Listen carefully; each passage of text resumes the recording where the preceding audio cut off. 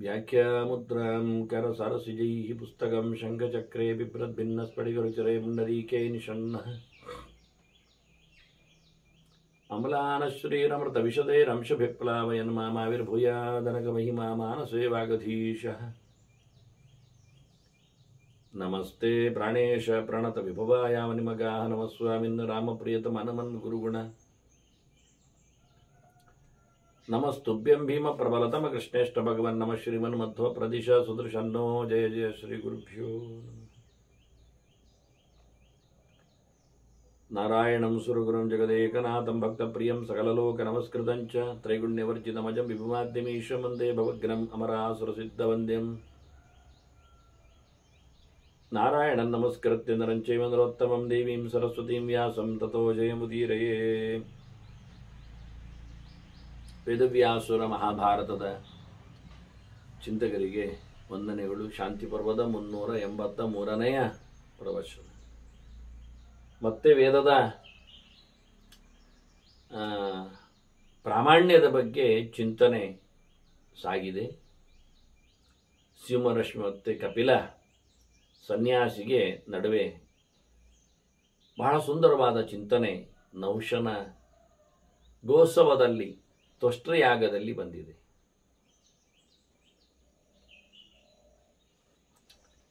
ವೇದ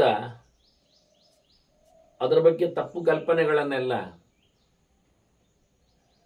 ಅರ್ಥ ಮಾಡಿಕೊಳ್ಳದೆ ವಿರುದ್ಧವಾಗಿ ಮಾತಾಡುವವರೆಲ್ಲ ಕೆಟ್ಟವರಿದ್ದಾರೆ ಅಂತ ಬಹಳ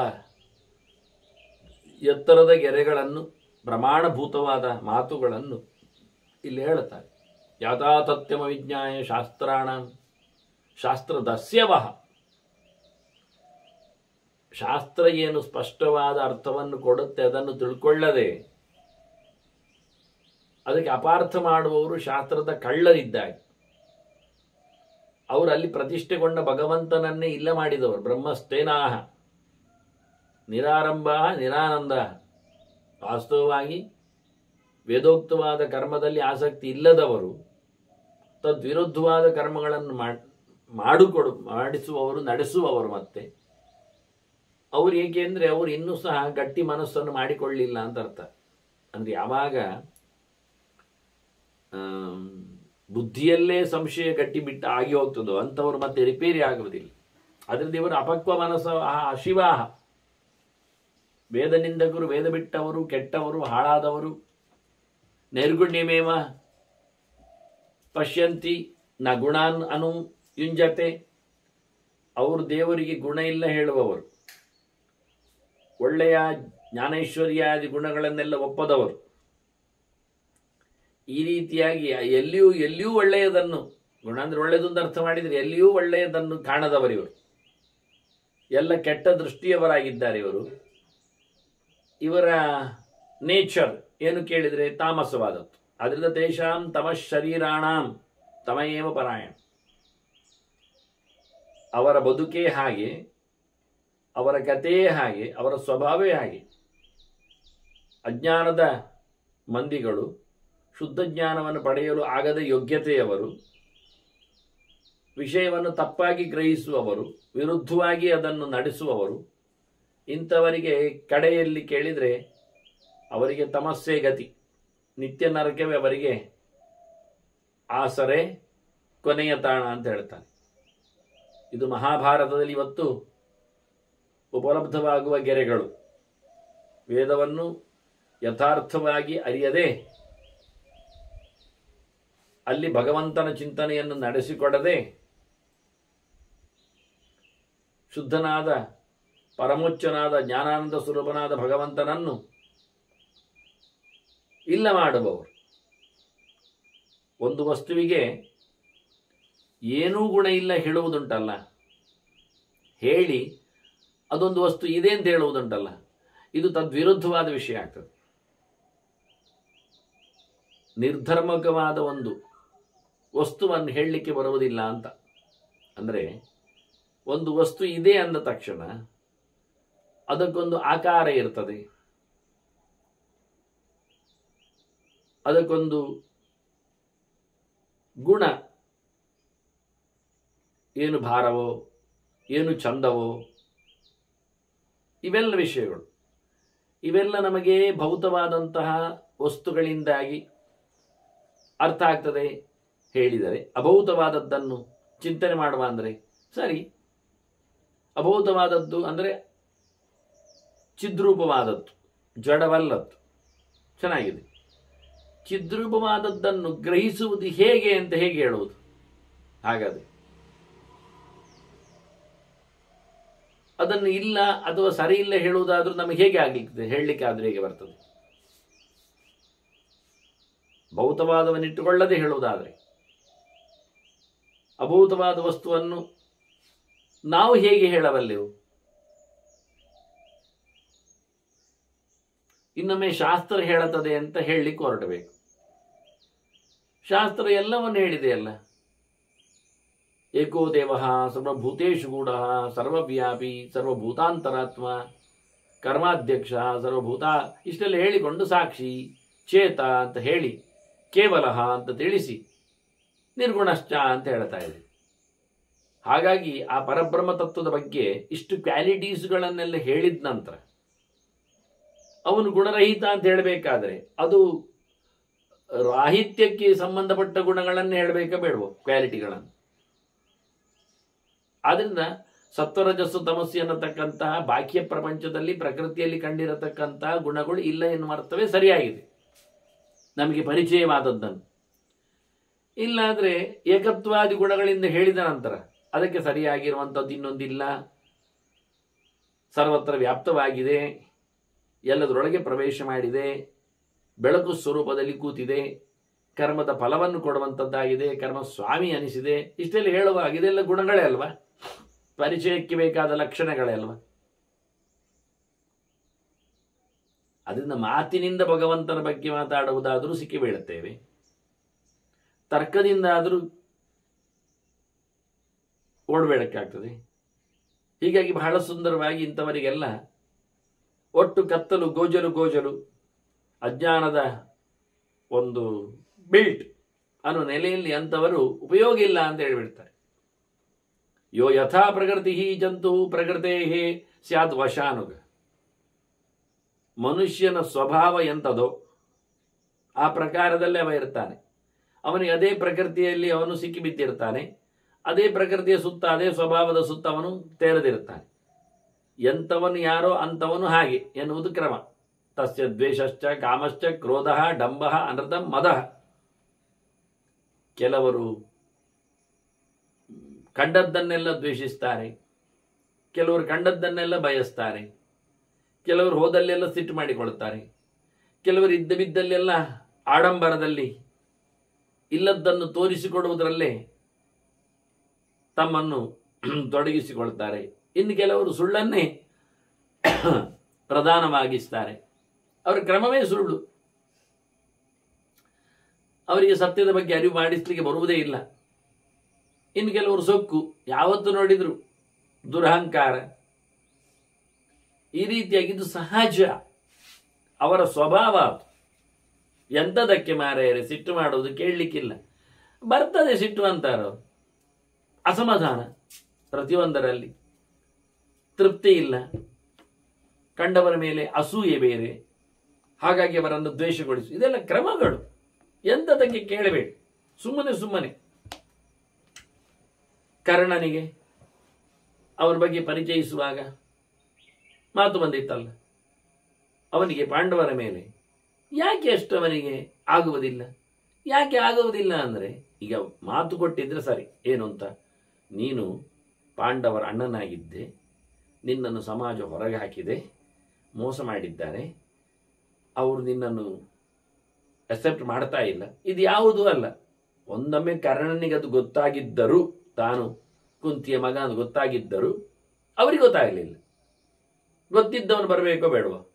ನಾನು ಕುಂತಿಯ ಮಗ, ನಿಮ್ಮ ಅಣ್ಣ, ಖಂಡಿತವಾಗಿಯೂ ಧರ್ಮರಾಜ ಕಾಲು ಹಿಡಿದು ಕರ್ಕೊಂಡು ಬರ್ತಾನೆ.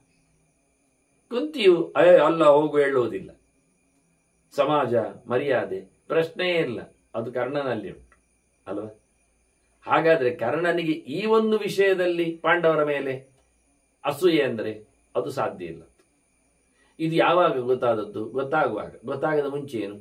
ಕರ್ಣನಿಗೆ ತಿಳಿದು ಪಾಂಡವರ ಮೇಲೆ ಅವನು ಅಸೂಯೆ ಪಡ್ತಾ ಇದ್ನ? ಕರ್ಣ ಪಾಂಡವರನ್ನು ತಿಳಿಯದೆ ಅಸೂಯೆ ಪಡ್ತಾ ಇದ್ನ? ಸಹಜ. ಯಾರ ಕರ್ಣನಿಗೆ ಆಗ್ಬೇಕು ಅಂತಿಲ್ಲ, ಅಶ್ವತ್ಥಾಮನಿಗೂ ಉಂಟು. ಎಂತ ಹೇಳ್ತೀರಿ ಈಗ? ಅಶ್ವತ್ಥಾಮನ ಕುಂತಿಯ ಮಗನ, ಅಶ್ವತ್ಥಾಮನಿಗುಂಟು. ಅರ್ಜುನ ಫ್ರೆಂಡ್ ಅವನಿಗೆ, ದ್ರೋಣ ಕೊಟ್ಟಿರ್ತಾನಪ್ಪ ನಿನ್ ಮಿತ್ರ ಅಂತೇಳಿ. ಆದ್ರೆ ಅವನಿಗೆ ಕೃಷ್ಣನ ಫ್ರೆಂಡ್ಶಿಪ್ ಅವನಲ್ಲಿ ಉಂಟಲ್ಲ, ಅರ್ಜುನನಿಗೆ ಅದು ತನಗಿಲ್ಲಲ್ಲ. ನೋಡಿ, ಕೆಲವು ಮಿತ್ರರಿಂದಾಗಿ ಮಿತ್ರರ ಘಾತಿಯನ್ನು ಪಡೆದದ್ದುಂಟು, ಗೊತ್ತಾ?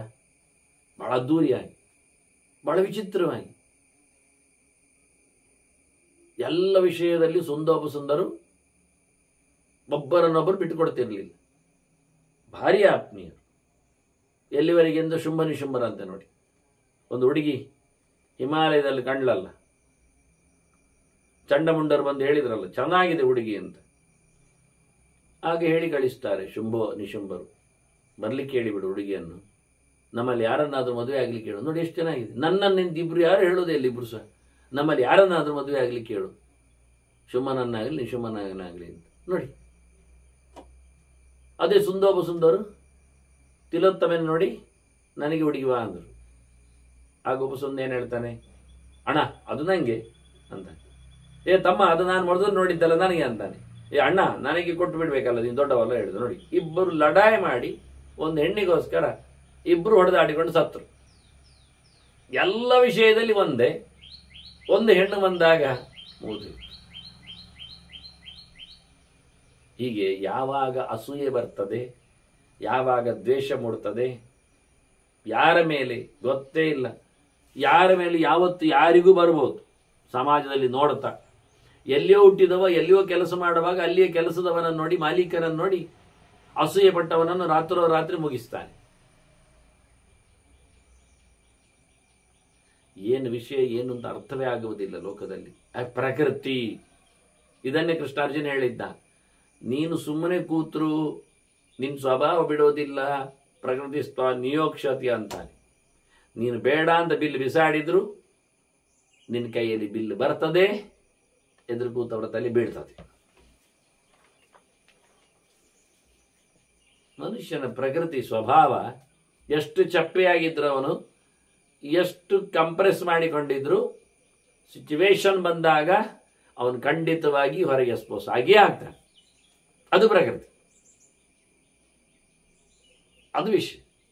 ಹೇಳ್ತಾರಲ್ಲ, ಕಳ್ಳನಿಗೆ ಚಿನ್ನ ಕದಿಯುವವರಿಗೆ ಅವನೇನು ಎಂಥವನು? ಜನರದ್ದೆಲ್ಲ ಬಿಡಿ, ಅವನ ಸ್ವಭಾವವೇ ಕರಗಿಸುವುದು. ಅದರಿಂದ ಅಮ್ಮನ ಕೊರಳಿನ ಹರಿದು ಹೋದ ಮಾಂಗಲ್ಯ ಸರ ಆದರೂ ರಿಪೇರಿ ಸಿಕ್ಕಿದ್ರೆ ಅದರಲ್ಲಿ ಬಂಗಾರ ಹೊಡಿತಾನೆ ಅಂತ. ಅದು ಚಾಲ್ತಿಯಲ್ಲಿರತಕ್ಕ ಗೆರೆ. ನಾನು ಹೇಳಿದೆ ಮಾಮೂಲಿ ಅಂದ್ರೆ ಅದು ಪ್ರಕೃತಿ. ಹೀಗೆ ಬಹಳ ವಿಚಿತ್ರವಾಗಿ ವ್ಯಕ್ತಿಯ ಸ್ವಭಾವಕ್ಕೆ ಅನುಗುಣವಾಗಿ ಅವನ ಗುಣಲಕ್ಷಣಗಳನ್ನು ಗುರುತಿಸಲಿಕ್ಕಾಗ್ತದೆ. ನಿತ್ಯಮೇವಾನುವರ್ತಂತೆ ಗುಣಾಃ ಪ್ರಕೃತಿ ಸಂಭವ. ಅವರು ನಿರಂತರವಾಗಿ ಅದರಲ್ಲೇ ಬಿದ್ದುಕೊಂಡಿರ್ತಾರೆ. ಪ್ರಕೃತಿಯಲ್ಲಿ ಹುಟ್ಟಿದ ಗುಣಗಳು ಅವನನ್ನು ಖಂಡಿತವಾಗಿ ಕಟ್ಟಿ ಹಾಕ್ತದೆ. ಏತದ್ ಬುದ್ಧ್ವಾ ಅನುಪಶ್ಯಂತಹ ತ್ಯಜೈಹು ಶುಭಾಶುಭಂ. ಇದನ್ನು ಚೆನ್ನಾಗಿ ಅರಿತವರಾಗಿ ಒಂದೊಮ್ಮೆ ಒಳಿತು ಕೆಡುಕುಗಳು ಅಂದರೆ ಕಾಮ್ಯಕರ್ಮದಲ್ಲಿ ಬರತಕ್ಕಂಥ ಏನೊಂದು ಒಳಿತಿದೆ ಅದನ್ನು ಸಹ ಪರಿತ್ಯಾಗ ಮಾಡಿ, ಅಲ್ಲದರೂ ಸಿಕ್ಕಿ ಬೀಳ್ತದೆ, ಅನಿಷ್ಟ ಪುಣ್ಯ ಅಂತ ಕರೀತಾರೆ. ಪರಾಂಗತಿಮಭೀಪ್ಸಂತಹ ಯತಯಃ ಸಂಯಮೇ ರತಃ.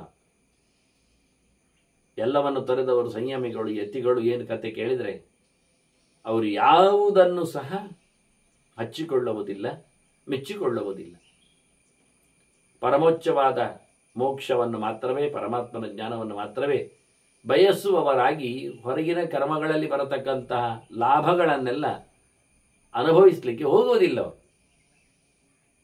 ಈ ರೀತಿಯಾಗಿ ಕಪಿಲ ಮೋಕ್ಷ ಮಾರ್ಗದಲ್ಲಿ ನೆಲೆಗೊಂಡವರ ಕರ್ಮಾತೀತರಾದ ಕಥೆಗಳನ್ನೆಲ್ಲ ತನ್ನದಂತೆ ಹೇಳಿದ. ಆಗ ಇವ ಗೋವಿನೊಳಗೆ ಸೇರಿಕೊಂಡ ಋಷಿ ಹೇಳುತ್ತಾನೆ, ಶಿವರಶ್ಮಿ ಅವನು ಕೇಳುತ್ತಾನೆ, ನಾನು ಕೇಳಿದೆ ನೀನು ಹೇಳಿತ್ತು. ಸರ್ವಮೇತತ್ವಯ ಬ್ರಹ್ಮನ್ ಶಾಸ್ತ್ರತಃ ಪರಿಕೀರ್ತಿತಂ ನ ಹ್ಯವಿಜ್ಞಾಯ ಶಾಸ್ತ್ರಾರ್ಥಂ ಪ್ರವರ್ತಂತೆ ಪ್ರವೃತ್ತಯ. ಬಹಳ ಸುಂದರವಾಗಿ ಶಾಸ್ತ್ರದಲ್ಲಿ ಹೇಳಲ್ಪಟ್ಟಂತೆ, ಶಾಸ್ತೀತಿ ಶಾಸ್ತ್ರಮಂತ. ಶಾಸ್ತ್ರ ಅಂದರೆ ನಮ್ಮನ್ನು ಅನುಶಾಸನ ಮಾಡುವಂಥದ್ದು ಅಂತ, ಹೇಗೆ ಇರಬೇಕು ಅಂತ ಹೇಳುವಂಥದ್ದು. ಮುಂದೆ ಅನುಶಾಸನ ಪರ್ವ ಬರ್ತದೆ. ಧರ್ಮರಾಜನಿಗೆ ಭೀಷ್ಮರು ಹೇಳುತ್ತಾರೆ ಹೇಗಿರಬೇಕು ಅಂತ. ನಿರಂತರವಾಗಿ ನಮ್ಮ ನಡೆ ಹೇಗಿರಬೇಕು ಹೇಳುವಂಥದ್ದು ಅನುಶಾಸನದ್ದು. ಅದು ಮಾಡುವಂಥದ್ದೇ ಒಂದು ಸಂವಿಧಾನ, ಶಾಸ್ತ್ರ. ನೀನು ಹೇಳಿದೆ ಶಾಸ್ತ್ರದಲ್ಲಿ ಹೇಳಲ್ಪಟ್ಟ ಸಂಗತಿಗಳನ್ನು ಚೆನ್ನಾಗಿ ತಿಳ್ಕೊಳ್ಳದೆ ಕೆಲಸ ಮಾಡಲಿಕ್ಕೆ ಬರುವುದಿಲ್ಲ. ಅದನ್ನು ಪರಾಂಬರಿಸಿಕೊಂಡು ಅರಿತುಕೊಂಡಾಗ ಮಾತ್ರವೇ ನಮ್ಮ ಪ್ರವೃತ್ತಿಗಳು ಕೆಲಸಗಳು ಮುಂದುವರಿಯುವಂಥದ್ದು. ಯಾವುದಾದ್ರೂ ಒಂದು ಕರೆಕ್ಟ್ ಆದ ನಡೆ ಉಂಟು ಅಂತಾದ್ರೆ ಅದರ ಬೆನ್ನ ಹಿಂದೆ ಒಂದು ಶಾಸ್ತ್ರ ಉಂಟು ಅಂತ ಹೇಳ್ಬೋದಲ್ಲ. ಯಾಕಶ್ಚಿನ್ ನ್ಯಾಯಾಚಾರ ಸರ್ವಂ ಶಾಸ್ತ್ರಮಿತಿ ಶ್ರುತಿ. ಎಲ್ಲಿಯಾದರೂ ತಪ್ಪಿಲ್ಲದ ಯೋಗ್ಯವಾದ ನಡವಳಿಕೆ ಕಂಡರೆ ಅದು ಶಾಸ್ತ್ರದಲ್ಲಿ ಇದ್ದದ್ದು ಅಂತ ಹೇಳುವ ವಿಷಯ ಅಂತೇಳಿ ಶಾಸ್ತ್ರವೇ ಹೇಳ್ತದೆ ಚೆನ್ನಾಗಿದೆ ಅಂತ. ಇದು ಒಂದುಂಟು ಶಬ್ದ, ಯಚ್ಚಾನುಕೂಲಮೇತಸ್ಯ ಶಾಸ್ತ್ರಂ ಪ್ರಕೀರ್ತಿತಂ ಅಂತ ಹೇಳಿ ಕೆಲವು ಸಂಗತಿಗಳನ್ನು ಹೇಳಿ. ಈಗ ದೇವರು ದೊಡ್ಡವನು ಎನ್ನುವುದೊಂದು ಮಾತು. ಇದಕ್ಕೆ ಅನುಗುಣವಾದ ಪ್ಯಾರಲಾಲ್ ಏನೊಂದು ಥಿಂಕ್ಸ್ಗಳಿರ್ತವೆ, ವಾಕ್ಯಗಳಿರ್ತವೆ, ಮಾತುಗಳಿರ್ತವೆ. ಅದು ಇದಕ್ಕೆ ಉಪೋದ್ಬಲಕವಾದದ್ದು ಪ್ರಮಾಣವೇ. ಅದರ ಬಗ್ಗೆ ನಾವು ಡೌಟ್ ಹೇಳಲಿಕ್ಕಿಲ್ಲ. ಹಾಗೆ ನಿತ್ಯ ಶುದ್ಧವಾದ ಒಂದು ಸಂಗತಿಗಳ ಬಗ್ಗೆ ಬೇರೆ ಕಡೆಯಲ್ಲಿ ಅಹಿಂಸಾ ಪರಮೋ ಧರ್ಮ ಅಂತ ಬಂತು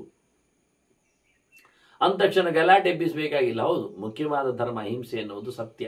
ಅದು ಯಾರು ಎಲ್ಲಿ ಹೇಳಿದ್ರು ಒಪ್ಪಿಕೊಳ್ಳಬಹುದು. ಹಾಗೆ ನ್ಯಾಯಯುತವಾದಂತಹ ಒಂದು ಆಚರಣೆಗೆ ಅದಕ್ಕೆ ಶಾಸ್ತ್ರದ ಸಮ್ಮತಿ ಇದೆ ಎನ್ನುವಂತೂ ಅದು ನಿತ್ಯವಾದ ಶಾಸನ, ಅದರಲ್ಲಿ ತಪ್ಪಿಲ್ಲ. ಇದು ಅನ್ಯಾಯಂ ಅಶಾಸ್ತ್ರಂ ತತ್ ಇತ್ಯೇಷ ಶ್ರೀಯತೆ ಶ್ರುತಿ. ಯಾವುದು ಸಮಯ ಇಲ್ಲ ಇನ್ನೊಬ್ಬರಿಗೆ ತೊಂದರೆ ಕೊಡುತ್ತದೆ ಅದು ಶಾಸ್ತ್ರದಲ್ಲಿ ಹೇಳಲ್ಪಟ್ಟದ್ದಲ್ಲ. ಹೇಳಲಿಕ್ಕೇನು ಕಷ್ಟ ಇಲ್ಲ. ಹಾಗೆಯೇ ಮಾತಿರುವುದು. ಸರಿಯಲ್ಲದ್ದು ಸರಿಯಲ್ಲ ಅಂತ ಅಂದರೆ ಹೌದು, ನ್ಯಾಯಯುತವಾದದ್ದು ಮಾತ್ರ ನ್ಯಾಯ, ಅನ್ಯಾಯಯುತವಾದದ್ದು ಅದನ್ಯಾಯ, ಅಧರ್ಮ ಅದು ಯಾವತ್ತೂ ಅಧರ್ಮವೇ, ತಪ್ಪೆ ಎನ್ನುವುದು ತಪ್ಪೇ ಹೇಳಿಕೊಂಡಾಗೆ ಲೋಕ ವಿರುದ್ಧವಾದ,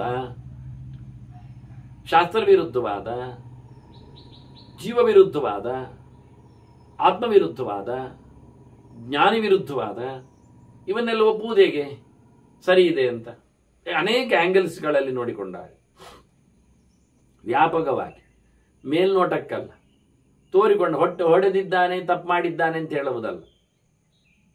ಅದು ಕಳ್ಳ ಇದ್ದಾನೆ, 10ನೇ ಬಾರಿ ಕಳ್ಳತನವನ್ನು ಮಾಡಿದ್ದಾನೆ, ಇಷ್ಟರವರೆಗೆ ಶಿಕ್ಷೆಯಿಂದ ತಪ್ಪಿಸಿಕೊಂಡಿದ್ದಾನೆ, ಇಷ್ಟರವರೆಗೆ ಕೆಲವೊಮ್ಮೆ ಅವನಿಗೆ ಕ್ಷಮಾದಾನವನ್ನು ಮಾಡಲಾಗಿದೆ, ಇಷ್ಟೆಲ್ಲ ಹೇಳಿಕೊಂಡು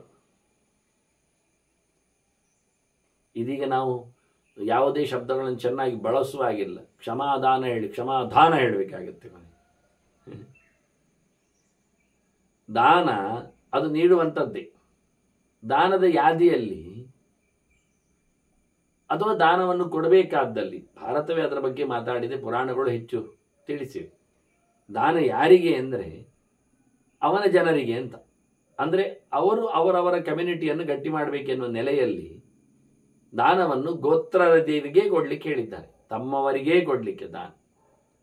ಆದರೆ ಒಂದು ಮಾತ್ರ ದಾನ ತನ್ನವರಿಗೆ ಕೊಡ್ಲಿಕ್ಕಿಲ್ಲ, ಗೋತ್ರದವರಿಗೆ ಕೊಡ್ಲಿಕ್ಕಿಲ್ಲ, ಬೇರೆಯವರಿಗೆ ಕೊಡಬೇಕು. ಈ ವಂಶದ DNA ಇಲ್ಲದವರಿಗೆ ಕೊಡಬೇಕು. ಗೋತ್ರ ಅಂದ್ರೆ ಹಾಗೆ. ಅದು ಯಾರು ಕೇಳಿದರೆ, ಅದು ಯಾವುದು ಕೇಳಿದ್ರೆ ಅದು ಕನ್ಯೆ. ಹುಡುಗಿಯನ್ನು ಮಾತ್ರ ನಮ್ಮ DNA ಕೊಡ್ಲಿಕ್ಕಿಲ್ಲ ಬೇರೆ. ಹೀಗೆ ಹೇಳಿರುವಾಗ ಕನ್ಯೆ ಎನ್ನುವುದು ದಾನದ ವಸ್ತು ಆಯ್ತಲ್ಲ. ಈಗಾಗಲೇ ಕನ್ಯಾದಾನ ಹೇಳಬೇಕು, ಅದು ದಾನ ಅಲ್ಲ ಆದಾನ ಅದು. ಹಾಗೀಗೆ ಅಂತ ಬೊಬ್ಬಿಡ್ಕೊಂಡು ಭಾರಿ ಯದ್ವಾತದ್ದು ಸಂಗತಿ ಗೊತ್ತಿಲ್ಲದೆ ಮಾತಾಡುವವರು ಹೆಚ್ಚಿರುವುದು. ಆದ್ದರಿಂದ ಯಾವುದು ಧರ್ಮ ಯಾವುದು ಅಧರ್ಮ ಎನ್ನುವುದನ್ನು ಹೊಡೆಯುವುದರಿಂದಲೇ ಹೇಳಲಿಕ್ಕೆ ಬರುವುದಿಲ್ಲ. ಅದರ ಪೂರ್ವಾಪರ ಚಿಂತನೆ ಮಾಡಿದ ನಂತರ ಹೇಳಲಿಕ್ಕಿರುವುದು. ಹಾಗಾಗಿ ಅದು ನ್ಯಾಯಯುತವಾದದ್ದ ಅಲ್ಲವ ಎನ್ನುವುದನ್ನು ಅದಕ್ಕೆ ಅಂಟಿಸಬೇಕು ಧರ್ಮವನ್ನು ನೋಡುವಾಗ. ಅದರಿಂದ ಧರ್ಮ, ನ್ಯಾಯ, ಸತ್ಯ ಇವೆಲ್ಲ ಹತ್ತಿರದ ಪದಗಳು ಒಟ್ಟೊಟ್ಟಿಗೆ ಸೇರಿ ಕೆಲಸ ಮಾಡುವಂಥವುಗಳು.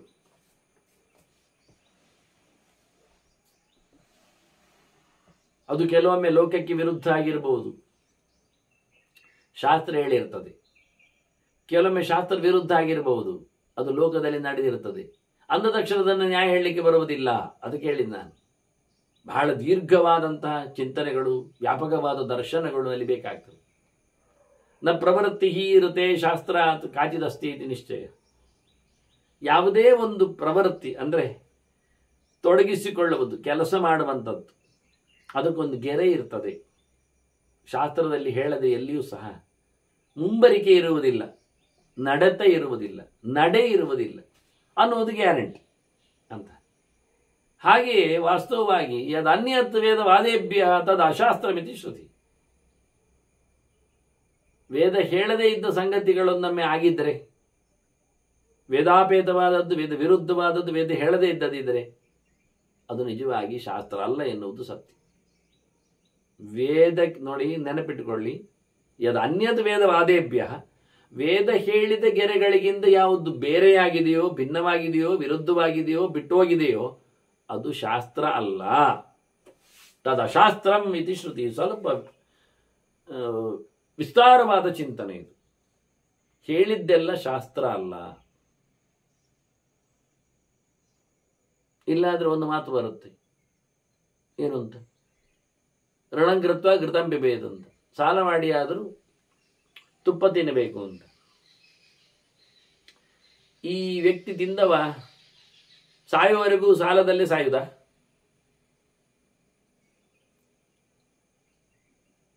ಅವನ ಬದುಕೇನು ಹೇಳಿದ್ರಿ ನೀವು? ಅವನೇನು ಅರ್ಥ ಆಗಿದೆ? ಯಾಕೆ ತಿಂತಾ ಇದ್ದಾನೆ? ಎಲ್ಲರಾವೇ ಕೊಬ್ಬಿಬೇಕು ಅಂತಲ್ವಾ? ಕೊಬ್ಬಿ ಮಾಡೋದೇನು?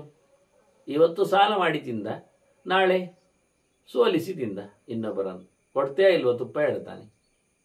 ತುಪ್ಪ ತಿಂದದ್ದರ ಪ್ರಭಾವ ಇನ್ನೊಬ್ಬರ ಮೇಲೆ ಅವನು ಸವಾರಿ ಮಾಡಲಿಕ್ಕೆ ಆಯ್ತು. ಈಗ ಮೊದಲು ಸವಾರಿ ತಿಂತಿದ್ದ, ಈಗ ಸವಾರಿ ಮಾಡಿ ತಿಂತ. ಆದ್ರಿಂದ ಇದನ್ನೆಲ್ಲ, ಇದು ಶಾಸ್ತ್ರ ಹೊರತು ಯಾವುದು ಲೋಕಶಾಸ್ತ್ರ? ಇದು ಲೋಕಾಯತ ಶಾಸ್ತ್ರ, ಲೋಕದಲ್ಲೆಲ್ಲ ಹಬ್ಬಿದ ಶಾಸ್ತ್ರ. ಇದು ಲೋಕಾಯತ ಶಾಸ್ತ್ರ ಅಂದ್ರೆ ಚಾರ್ವಾಕನಿಗೆ ಲೋಕಾಯತ ಶಾಸ್ತ್ರ ಅಂತ ಕರೀತಾರೆ ಇನ್ನೊಂದು ಶ್ವದದಿಂದ. ಚಾರ್ವಾಕ್ ಅಂತ ಹೇಳಿದು ಒಳ್ಳೆ ಮಾತುಗಾರ ಅಂತ. ಚಾರ್ವಾಕ ಅಂದ್ರೆ ಒಳ್ಳೆ ಮಾತುಗಾರ ಅಂತ, ಬಾಯಲ್ಲಿ ಚಂದ ಮಾತಾಡ್ತಾರೆ. ಆದರೆ ಸಹಜ ಅಲ್ಲ, ಅದೊಂದು ದೃಷ್ಟಿಯಿಂದ ನಾಸ್ತಿಕ್ಯವಾದದೆಡೆಗೆ ಸಾಯ್ತದೆ. ಏನ್ರಿ, ಸಾಲ ಮಾಡಿದ್ರೆ ನಾಳೆ ನೀವು ವಿಪರೀತ ಅವರ ಋಣದಲ್ಲಿ ಬಿದ್ದು ಜನ್ಮಾಂತರದಲ್ಲಿ ಅವರ ಕೆಲಸಗಾರರಾಗಿ, ಎಂತ ಬಿಟ್ಟಿ ಕೆಲಸಗಾರರಾಗಿ ಬದುಕಬೇಕಾಗತ್ತೆ. ಯಾರು ಒಪ್ತೀರಿ? ಇನ್ನೊಂದು ಜನ್ಮ ಅಲ್ವಾ, ಈಗಲ್ಲ ಶುರು ಮಾಡುತ್ತಾನೆ.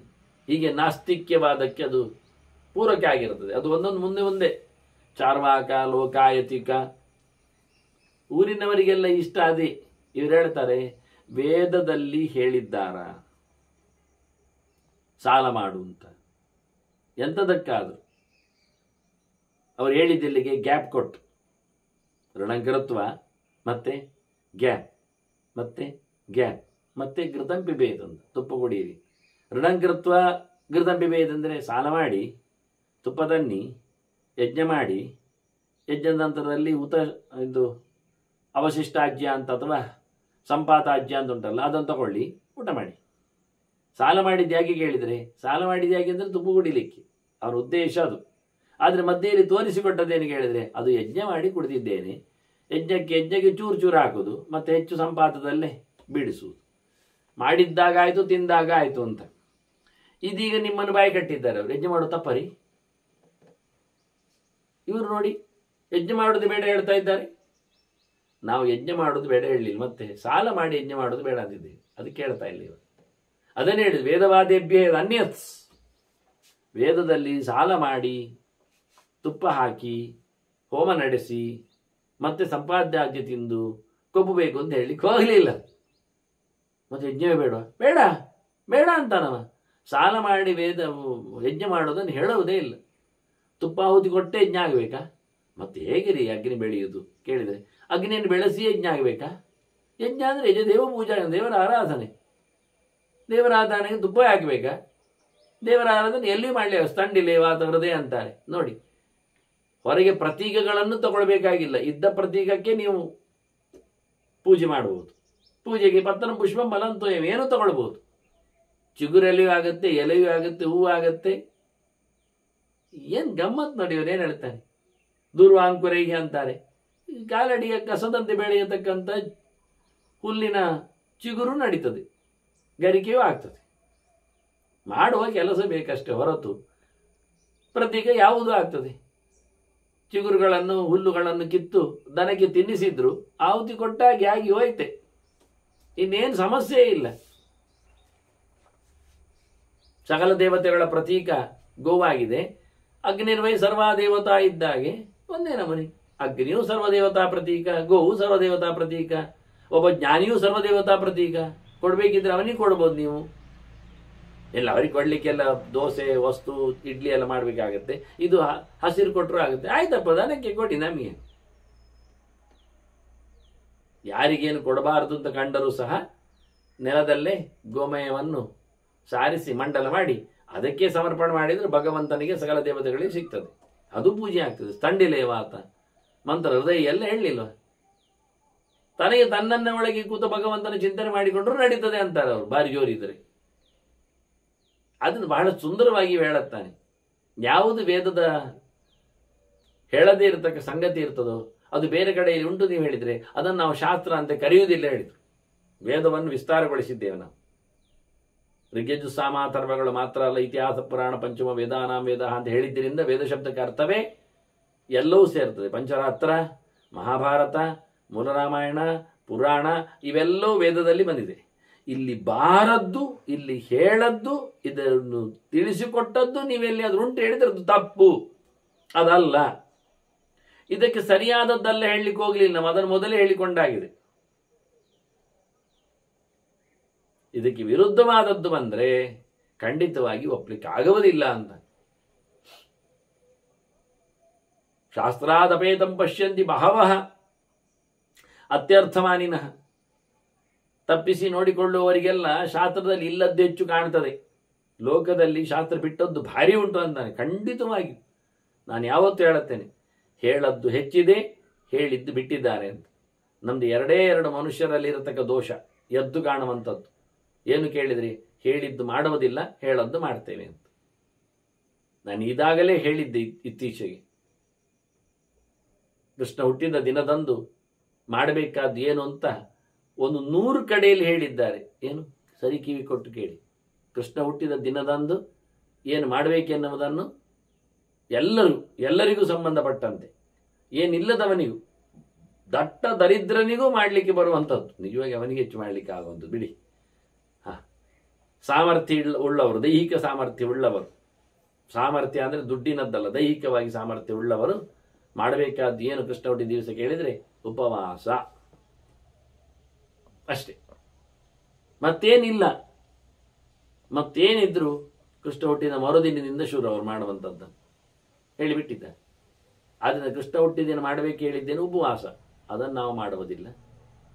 ಕೃಷ್ಣ ಹುಟ್ಟಿದ ನಂತರ ಏನು ಮಾಡಲಿಕ್ಕೆ ಹೇಳಿದ್ದಾರೆ ಅವರು? ಕೃಷ್ಣ ಜನ್ಮೋತ್ಸವದ ಆಚರಣೆಗಳನ್ನು ನಡೆಸಲಿಕ್ಕೆ ಹೇಳಿದ್ದಾರೆ, ಅದನ್ನು ಮಾಡುವುದಿಲ್ಲ.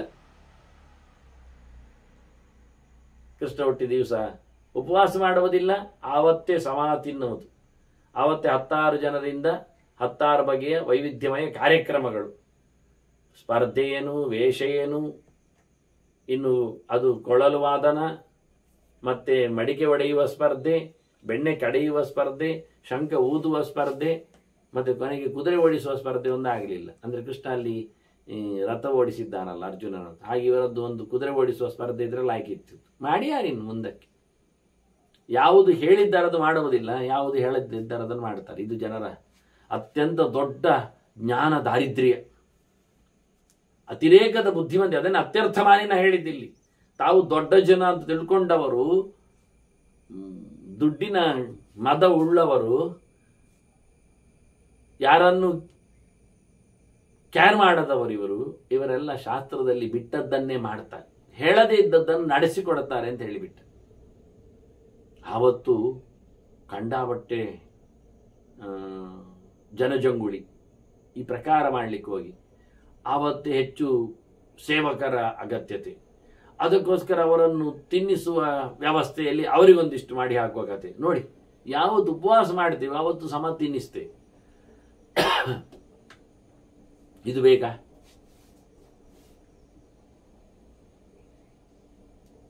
ಬಹಳ ಸುಂದರವಾಗಿ ಮಾತುಗಳು, ಅದಕ್ಕೆಲ್ಲ ಇಲ್ಲಿ ಗೆರೆಗಳು. ಶಾಸ್ತ್ರಾದಪೇತಂ ಪಶ್ಯಂತಿ ಬಹವಃ, ತುಂಬ ಜನರಿಗೆ ಕಾಣುವುದು ಇದೆ, ಓದ್ತಾ ಹೋಗ್ತಾರೆ, ಅಲ್ಲಿ ಹೇಳದ್ದು ಮಾಡ್ತಾರೆ ಕೂಡ್ಲೆ, ಯಾಕೆ ಅದು ನೆನಪಾಗುದು, ಇದು ಹೇಳಲಿಲ್ಲಲ್ಲ ಸರಿ ಅದನ್ನು ಮಾಡುವ ಅಂತ. ಚೆನ್ನಾಗಿರುತ್ತೆ, ಅದೇ ರೀತಿಯಲ್ಲಿ ನಡೆಸಿಕೊಂಡು ಹೋಗ್ತಾರೆ. ಶಾಸ್ತ್ರ ದೋಷಾತ್ ನ ಪಶ್ಯಂತಿ ಹೆಚ್ಚ ಅಮೂತ್ರ ಚಾಪರೆ, ಕೆಲವರಿಗೆ ಎಂಥದೂ ಕಾಣುವುದಿಲ್ಲ, ಶಾಸ್ತ್ರವನ್ನು ತಪ್ಪಾಗಿ ಅರ್ಥ ಮಾಡಿಕೊಳ್ಳುತ್ತಾರೆ. ಕೆಲವು ಶಾಸ್ತ್ರಗಳೇ ಅಲ್ಲದ್ದನ್ನು ಶಾಸ್ತ್ರ ಅಂತ ತಿಳ್ಕೊಳ್ಳುತ್ತಾರೆ. ಹೀಗಾಗಿ ಯಾವುದೇ ಫಲವೂ ಅವರಿಗೆ ಹೇಳಿದ್ದು ಕೇಳುವುದಿಲ್ಲ.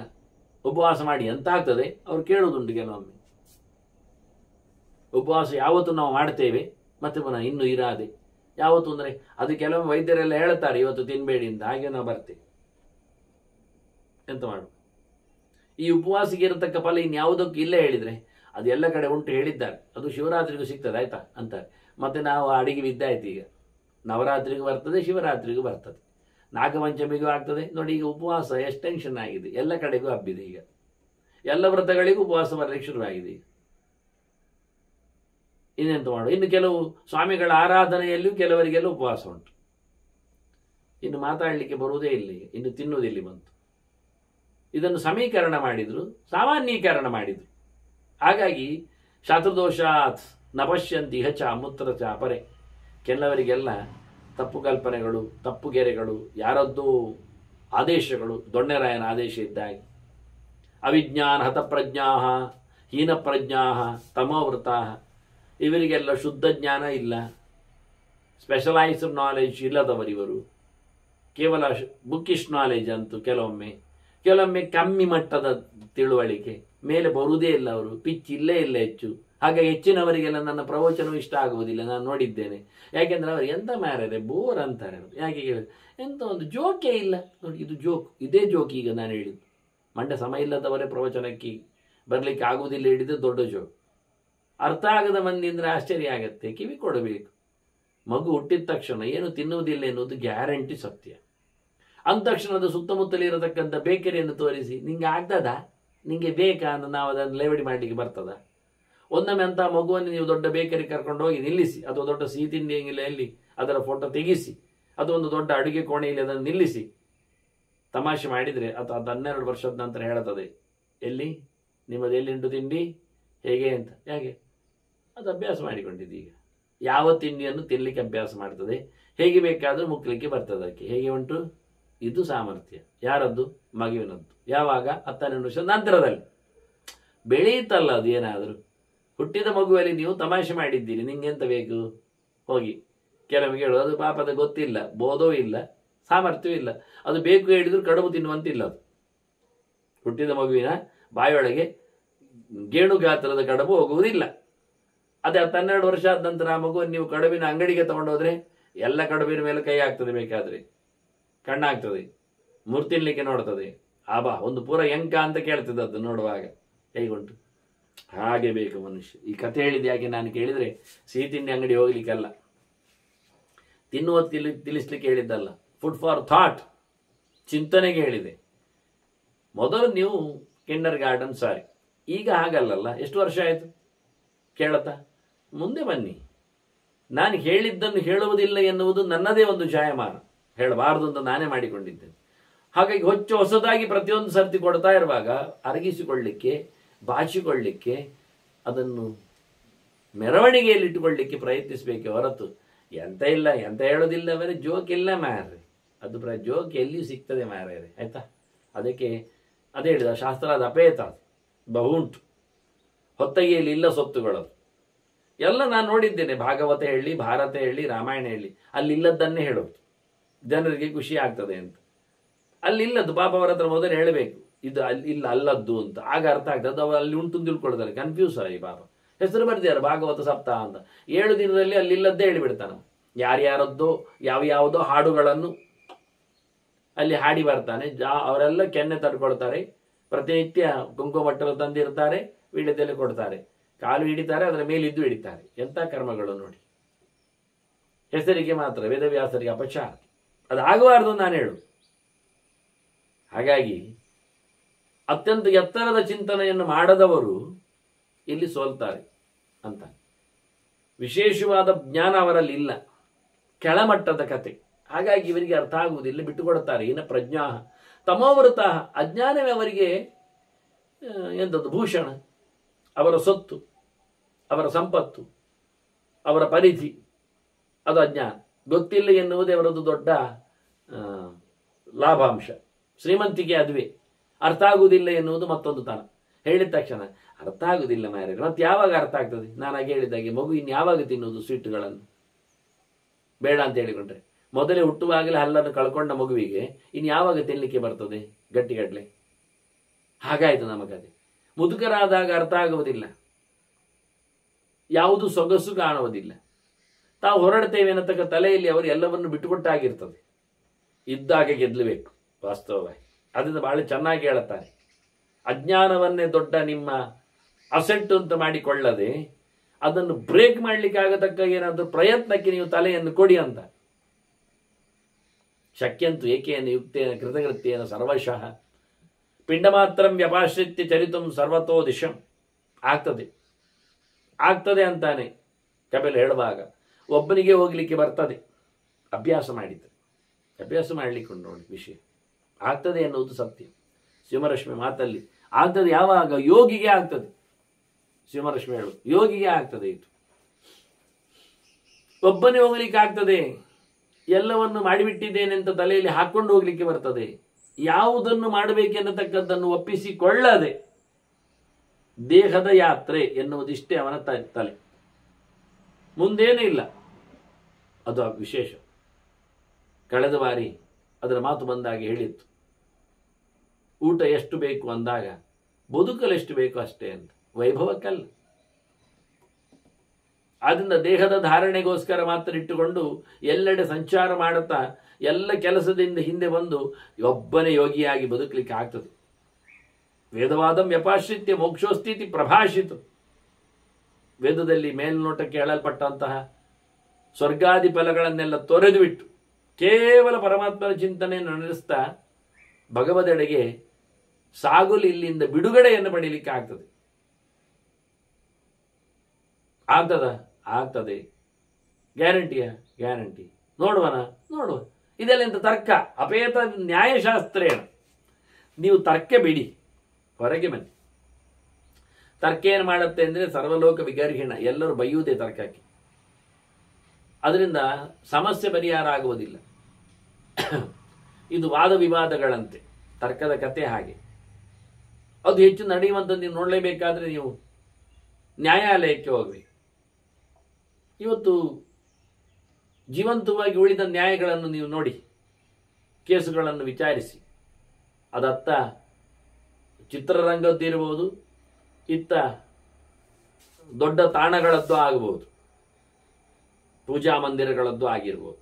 ಎಲ್ಲಿದ್ದು ಯಾವುದೇ ರೀತಿಯಾದದ್ದು ಇರಲಿ, ಅದು ಎಳಿತದೆ, ಹೆಣವನ್ನು ತರಿಸ್ತದೆ, ಹುಟ್ಟದವನನ್ನು ಕರೆಸ್ತದೆ, ಎಲ್ಲ ನಮೂನೆ. ಮುಗಿಯುವುದಿಲ್ಲ. ತರ್ಕ, ವಾದ ವಿವಾದ. ನೋಡುವ, ಎಲ್ಲ ಕಡೆಯಲ್ಲಿ ನೋಡುವ. ಅವ್ರು ಹೇಳೋದು ನೋಡುವ, ಆಗ್ತದ ನೋಡುವುದರಲ್ಲೇ ನಮ್ಮ ನ್ಯಾಯದರ್ಶಿಗಳೆಲ್ಲ ಅನ್ಯಾಯದೆಡೆಗೆ ವಾಲ್ತಾರೆ. ಇಷ್ಟೇ ಕತೆ. ಇದನ್ನೇ ಉಲ್ಲೇಖ ಮಾಡ್ತಾ ನಾವು. ಅಪೇತ ನ್ಯಾಯಶಾಸ್ತ್ರೇಣ ಸರ್ವಲೋಕ ಜಿಗೀಷಿಣ ವಿಗರ್ಹಿಣ. ವಾಸ್ತವವಾಗಿ ಎಲ್ಲ ಜನ ಬೈತಾರೆ ಅದಕ್ಕೆ. ಸಮಯ ಹಾಳು, ಬುದ್ಧಿವಂತಿಕೆಯಿಂದಾಗಿ ಆಗತಕ್ಕಂತಹ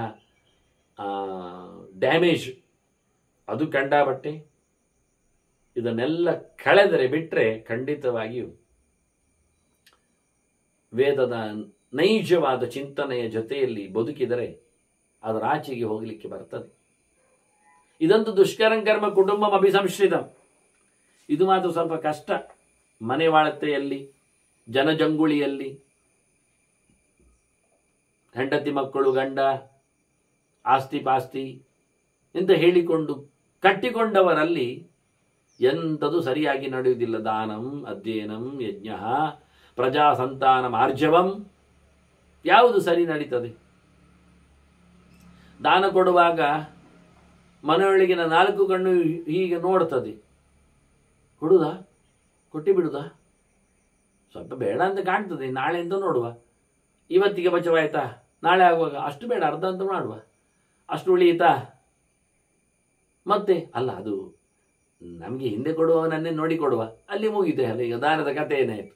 ಮೊದಲು ಕೊಡುವ ಅಂತ ಬಂದದ್ದು, ನಾಳೆ ನೋಡುವ ಅಂತ ಮುಂದೋಗಿ ಕೊಡುವಾಗ ಅರ್ಧಕ್ಕೆ ಇಳಿದು ಕೊನೆಗೆ ಅದನ್ನು ಕೊಟ್ಟವನಿಗೆ ಯಾರಿಗೆ ಕೇಳಿದರೆ ಅವನು ನಮಗೆ ನಾಳೆ ವಾಪಸ್ ಕೊಡುವವನೇ ಆಗಿದ್ದ. ದೀಯತೆ ಚ ಉಪಕಾರಣೆ, ಇದು ಅನುಪಕಾರಣೆ ಅಲ್ಲ. ಎತ್ತು ಪ್ರತ್ಯುಪಕಾರಾರ್ಥಂ ದೀಯತೆ. ನಮಗವನು ಏನಾದರೂ ಉಪಕಾರಕ್ಕೆ ಬರಲಿ ಅಂತೇಳಿ ನಾವು ಕೊಟ್ಟರೆ ಅದು ಎಂಥ ದಾನ ಹೇಳೋದು ಮೇಲೆ. ಕೆಲವೊಮ್ಮೆ ನಮ್ಮ ದಾನ ಸ್ವಲ್ಪ ಜಾಸ್ತಿ ಆಗ್ತದೆ, ಏನು ಅವರಿಂದ ಡಬಲ್ ವಸೂಲಿ ಮಾಡ್ತದೆ, ಹೇಳಿಯೇ ಕೊಡೋದು ಕೊಡುವಾಗಲಿ. ಇದೆಲ್ಲ ಕೊಟ್ಟದ್ದೆಲ್ಲ ಚೂರು, ನೀವೆಲ್ಲ ತುಂಬ ತುಂಬ ಕೊಡುವವರು, ಅವನಿಗೆ ಆಗ ತುಂಬ ತುಂಬ ಕೊಡಬೇಕೆನ್ನುವುದನ್ನು ಅವನಿಗೆ ಮೊದಲೇ ಮಂಡೆಯಲ್ಲಿ ತುಂಬಿಸಿ ಇದೆಂತ ದಾನ ಕೇಳುತ್ತಾನೆ. ಆದ್ರಿಂದ ಮನೆ ತುಂಬಿಕೊಂಡವರಿಗೆ ದಾನ ಮಾಡಲಿಕ್ಕೆ ಬರುವುದಿಲ್ಲ ಅಂತ. ಮನೆ ತುಂಬ ಇರುವಾಗ ದಾನ ಕೊಡುವುದಾದ್ರಿಂದ ಅದು ಸತ್ಯವೇ. ಹೊಟ್ಟೆಯಲ್ಲಿ ಉರಿಯುತ್ತಿರುವ ಬೆಂಕಿಗೆ ಆಹುತಿ ಕೊಡಲು ಸಮರ್ಥನಾಗದವ ಉಳಿದವರ ಹೊಟ್ಟೆಯ ಬೆಂಕಿಯನ್ನು ತಣಿಸಲು ಹೋಗ್ತಾನ ಪ್ರಾಮಾಣಿಕವಾಗಿ. ಮನೆಯೊಳಗಿನ ಮುದಿ ತಂದೆ ತಾಯಿಯರ ಸೇವೆ ಮಾಡಿದವ ವೃದ್ಧಾಶ್ರಮದಲ್ಲಿ ಹುಚ್ಚೊಯ್ದಾಗೆ ಆಗ್ತದೆ ಇದು ಕತೆ. ಎಂತ ಕೊಟ್ಟರು ಅವನು ಮಾಡಿದ ಸೇವೆ ಪರಮಾನ್ನ ಸೇವೆಯು ನಾನು ಹೇಳುವುದಾದರೆ ಎಂತ ಮಾಡುವ ಇದಕ್ಕೆಲ್ಲ ಭಾರಿ ಭಾರಿ ಕಾಂಟ್ರಿಬ್ಯೂಷನ್ ಕೆಲವರದ್ದೆಲ್ಲ ವೃದ್ಧಾಶ್ರಮಕ್ಕೆ. ಕೊನೆಗೆ ಅವರ ಮನೆಯಲ್ಲಿ ತಂದೆ ತಾಯಿಗಳು ಬಂದಿಗಳು,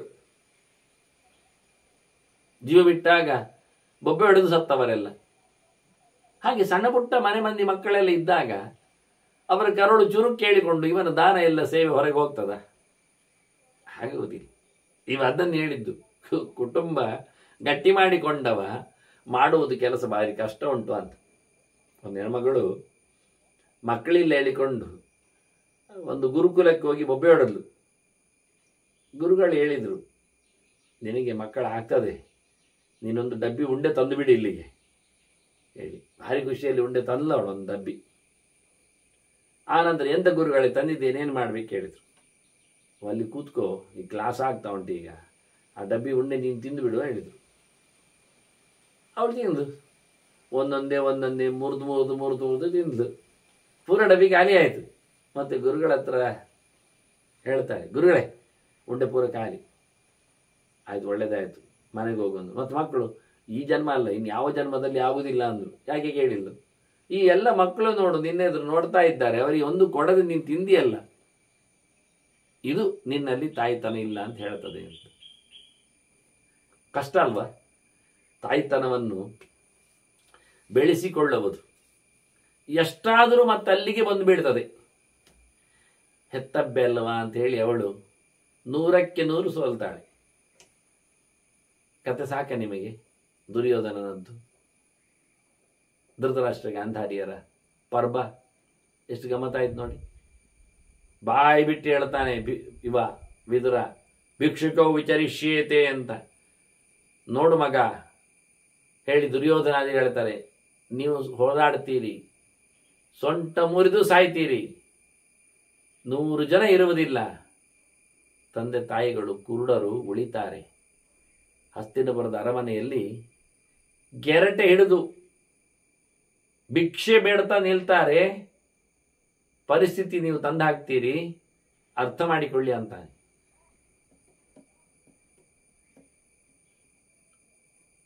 ತಂದೆ ತಾಯಿಗಳನ್ನು ದುಸ್ಥಿತಿ ಆಗುವುದನ್ನು ನೋಡಿಕೊಂಡು ತಿಳಿದುಕೊಂಡು ಕೈಯಾರೆ ಬಿಟ್ಟುಕೊಟ್ರು ಮಕ್ಕಳು. ಆದರೆ ಮಕ್ಕಳನ್ನು ದುರ್ನಡತೆಯವರನ್ನು ಬಿಟ್ಟುಕೊಡ್ಲಿಕ್ಕೆ ತಂದೆ ತಾಯಿಗಳಿಗೆ ಆಗಲಿಲ್ಲ. ಅವರಿಗೆ 100 ವರ್ಷ ಮಕ್ಕಳ ದುರ್ನಡತೆ ಅನುಭವದಲ್ಲಿ ಕಂಡಿದೆ, ಆದರೂ ಆಗಲಿಲ್ಲ. ತಂದೆ ತಾಯಿಗಳನ್ನು ದುಸ್ಥಿತಿಯಲ್ಲಿ ಹಾಕಲಿಕ್ಕೆ ಮಕ್ಕಳು ಎಷ್ಟು ಸಿದ್ಧರಾದರೂ ನೋಡಿ. ಇದು ಸಣ್ಣ ಕತೆ ಪಾಪ. ನಮ್ಮ ಭಾರತದ ಅನೇಕ ತುಂಡರಸರ ಕತೆ ಕೇಳಿದರೆ ಸಿಂಹಾಸನದಲ್ಲಿ ಬರೋಬ್ಬರಿ 3-4 ಮಕ್ಕಳನ್ನು ಪಡೆದ ಅಪ್ಪ ಎಲ್ಲಿ ಮಕ್ಕಳು ತನ್ನ ಸಿಂಹಾಸನದ ಮೇಲೆ ಹಾರುತ್ತಾರೆ ಅಂತ ನೋಡಿಕೊಂಡು ತಿಳಿದುಕೊಂಡು ಅವರನ್ನು ಅಲ್ಲಲ್ಲಲ್ಲಲ್ಲಿ ಚಿತ್ರಹಿಂಸೆ ಕೊಟ್ಟು ಕತ್ತರಿಸಿದ ಕತೆ ಇದೆ ನಮ್ಮ ಸಿಂಹಾಸನಗಳದ್ದು. ಕೊನೆಗೂ ಈ ಮುದುಕ ರಾಜ ಸಾಯುವಾಗ 80 ವರ್ಷ ಸಿಂಹಾಸನ ಬಿಡಲಿಲ್ಲ. ಮಕ್ಕಳನ್ನು 10, 20, 30, 40 ವರ್ಷದ ಮಕ್ಕಳನ್ನೆಲ್ಲ ಕೊಲ್ಲಿಸಿದ್ದಾನಿವ ಹೆಸಿಗೆಯವ. ಹೆಸರು ಹೇಳುವುದಿಲ್ಲ ನಾನು. ಎಂತಹ ಗಡ್ಡಧಾರಿ ಆತ, ಎಂತಹ ಅವನು ವೇಷದವ ಅಂತ ವಿಚಿತ್ರ ಅನಿಸ್ತದೆ. ಹಾಗಿದನ್ನು ಹೇಳಿದ. ಮನುಷ್ಯ ಕುಟುಂಬವನ್ನು ಹೊತ್ತವ, ಅವನಿಗೆ ದಾನ ಬರುವುದಿಲ್ಲ, ಅಧ್ಯಯನ ಆಗುವುದಿಲ್ಲ, ಸೋಲ್ತಾನೆ. ಕಲೀಲಿಕ್ಕೆ ಪುಸ್ತಕ ಹಿಡಿದಾಗ ಸುಮ್ಮನೆ ಹೀಗೆ ಓದ್ತಾ ಕೂತ್ರೆ ನಾಳೆ ತಿನ್ಲಿಕ್ಕೆ ಏನು ಕೇಳ್ತಾರೆ. ಕೇಳಿದವರಿದ್ದಾರೆ, ನೋಡಿದ್ದೇನೆ ನಾನು. ಅದ್ಭುತವಾದ ತಪಸ್ಸಿನ ಚರ್ಯೆ ಇದ್ರೆ ಎಲ್ಲಿಯೋ ಮೇಲಿಂದ ಉದುರಿತೇನೋ ಗೊತ್ತಿಲ್ಲ. ಜಪ ಮಾಡ್ತಾ ಜಗಲಿಯಲ್ಲಿ ಕೂತ್ರೆ ನಾಳೆಗೆ ಊಟಕ್ಕೆ ಅಕ್ಕಿ ಬಿದ್ದರೆ ಉಂಟು, ಇಲ್ಲ ಆದರೆ ಇಲ್ಲ ಅಂತ. ಮನೆ ತುಂಬ ಜನ, ತಿನ್ನುವುದೇನು ಬಂತು. ಹೇಗೆ ಆಗ್ತದೆ? ಎವ್ರಿ ಡೇ ಮಿರಾಕಲ್ ನಡಿಲಿಕ್ಕೆ ಆಗ್ತದಾ? ಪವಾಡವೇ ಬದುಕುವ? ಅದು ಬದುಕ್ತದ? ದೇವರು ಒಮ್ಮೆ ಕಣ್ಣು ತೆರೀತಾನೆ. ಯಾವತ್ತು ಕಣ್ಣು ತೆರೆದ್ರೆ ಇದ್ರೆ ದೇವರು ಎಷ್ಟು ಮನೆಯ ಕುಟುಂಬದ ಕಣ್ಣು ತೆರಿಬೇಕು? ದಾನ ಅಧ್ಯಯನ ಓದು ಆಗುವುದಿಲ್ಲ, ಮುಂದೆ ಹೋಗುವುದಿಲ್ಲ. ಪುಸ್ತಕ ಹಿಡಿದರೂ ಕೆಲಸ ಆಗುವುದಿಲ್ಲ. ಎತ್ತಿ ಪುಸ್ತಕ ಎಸೆದು ಅವನನ್ನು ಕೆಲಸದಲ್ಲಿ ತೊಡಗಿಸಿದ ಮಂದಿಗಳಿದ್ದಾರೆ. ಆಗಬೇಕಾಗ್ತದೆ ಕೆಲವೊಮ್ಮೆ. ಯಜ್ಞ ಅದಿನ್ನೂ ಕಷ್ಟ. ಯಜ್ಞ ಮಾಡಬೇಕಾದ್ರೆ ಎಲ್ಲರೂ ಸೇರಬೇಕಾಗ್ತದೆ. ಹಸು ಕಟ್ಟಲಿಕ್ಕೆ ಕಟ್ಟುವುದೆಲ್ಲಿಂದ ಜಾಗ ಬೇಕಲ್ಲ, ಮನೆ ತುಂಬ ಮಕ್ಕಳಿದ್ದಾಗ. ಚಾಕರಿ ಮಾಡಲಿಕ್ಕೆ ಜನ ಇದ್ದಾರೆ, ಕಟ್ಟುವುದೆಲ್ಲಿಗೆ? ದನ ಕಮ್ಮಿ ತಿನ್ನುವುದಿಲ್ಲ. ಮೇಯಿಸುವುದು ಯಾರದನ್ನು? ಕರೆಯುವುದು ಯಾರದನ್ನು? ಕ್ಲೀನ್ ಮಾಡೋದು ಯಾರದನ್ನು? ಆನಂತರ ಆಯ್ತು ಯಜ್ಞಯಾಗಗಳೆಲ್ಲ. ಹೇಳಲಿಕ್ಕೆ ಸುಲಭ. ದನ ಒಂದು ಸಾಕು ಅದು ಹೇಳ್ತಾರೆ. ಅದು ಸಾಕಿ ನೋಡಿ ಹೇಳಿ ಮತ್ತೆ ಗೊತ್ತಾಗ್ತದೆ ಅಂತಾರೆ. ಹೌದು, ಮತ್ತೆ ಅದಕ್ಕೆ ಕಾಯಿಲೆ ಬಂದಾಗ ಎಷ್ಟು ಕಷ್ಟ ಆಗತ್ತೆ. ಅದನ್ನು ಕಟ್ಟಿ ಹಾಕಿದಾಗ ಎಷ್ಟು ಅಳು ಬರುತ್ತೆ. ಅರ್ಥ ಆಗುವುದಿಲ್ಲ. ಎಲ್ಲಿವರೆಗೆ ನಾನು ಕಂಡ ಒಂದು ದೃಶ್ಯ ಇತ್ತು ಅಂದರೆ, ದನವನ್ನು ಕಡಿದು ಸುಲಿದು ನೇತ ಹಾಕಿದ್ದಾರೆ ಒಂದು ದಾರಿಯಲ್ಲಿ. ನಾನು ಆಂಧ್ರದಲ್ಲಿದ್ದಾಗ ನೋಡಿದ್ದದು. ಒಂದು ಕರು ಬಂದು ಅದನ್ನು ನೋಡಿ ಅಳತಾ ಉಂಟು. ಅಂಗಡಿಯ ಎದುರಲ್ಲಿ ಕರು ನಿಂತಿದೆ, ಗೋಡು ಮೇಲೆ ಮಾಡಿದೆ, ಜೋತಾಡುವ. ಅದಕ್ಕೆ ಅದು ಹೇಗೆ ಗೊತ್ತಾಯ್ತು ದನ ಅಂತ ಅರ್ಥ ಆಗುವುದಿಲ್ಲ. ರೂಪದಲ್ಲಿ ದನದಾಗಿ ಇರಲಿಲ್ಲ, ಅದು ವಾಸನೆಯಲ್ಲಿ ಇದ್ದಿರೋದು ಮಾಂಸದನಂತೆ. ಕಟುಕನ ಅಂಗಡಿ ಎದುರು ಕಣ್ಣೀರು ಸುರಿಸಿದೆ. ಒಂದರೆ ಕ್ಷಣ ಅದು ಮಾಡಿದ ಮೌನ ಪ್ರಾರ್ಥನೆ ನನಗೆ ಅರ್ಥ ಆಗಲಿಲ್ಲ. ಕಂಡ ದೃಶ್ಯ ಇದು. ಆಗ ತಾನೇ ಅಂದರೆ ಅಲ್ಲಿ ಹೋಗುವ ದಾರಿಯಲ್ಲಿ ಅನೇಕ ಅಂಗಡಿಗಳಿವೆ. ಅವುಗಳ ಒಳಗಿನ ಸಂವೇದನೆಗಳು. ಇವನು ಹೇಳ್ತಾನೆ, ಎಲ್ಲಿ ಉಂಟು ಮಾರಾಯರ ನಮಗೆ ಪುರುಸೋತ್ತು ಅಂತಾನೆ. ದಾನ ಅಧ್ಯಯನಂ ಯಜ್ಞ ಪ್ರಜಾ ಸಂತಾನ ಮಾರ್ಜವಂ. ಮತ್ತೆ ಇವರು ಹೇಳ್ತಾರೆ, ಋತುಕಾಲದಲ್ಲಿ ಗಮನ ಮಾಡಲಿಕ್ಕೆ ಉಂಟು, ಮಕ್ಕಳನ್ನು ಕೊಡದಿದ್ದರೆ ಅದು ಭ್ರೂಣ ಹತ್ಯೆ ಮಾಡಿದ ಪಾಪ ಬರ್ತದೆ. ಹೀಗೆ ಮನೆ ತುಂಬ ಮಕ್ಕಳು ಯಾವಾಗಲೂ 2 ವರ್ಷಕ್ಕೊಮ್ಮೆ ಅದಾಗಿ. ಇದೆಂಥ ಕರ್ಮ ಅಂತ ಅರ್ಥ ಆಗ್ತಾ ಇಲ್ಲ ಅಂತಾನೆ. ಮತ್ತೆ ಸ್ಟ್ರೈಟ್ ಫಾರ್ವರ್ಡ್ನೆಸ್, ಎಲ್ಲಿಯೂ ಮೋಸ ಇಲ್ಲ, ವಂಚನೆ ಇಲ್ಲ, ಹೆಚ್ಚು ಕಡಿಮೆ ಇಲ್ಲ, ಪ್ರಾಮಾಣಿಕತೆಯ ಪರಮಾವಧಿ. ಹಬ್ಬ ಆಗುವುದು ಎಲ್ಲಿ ಅಂತ.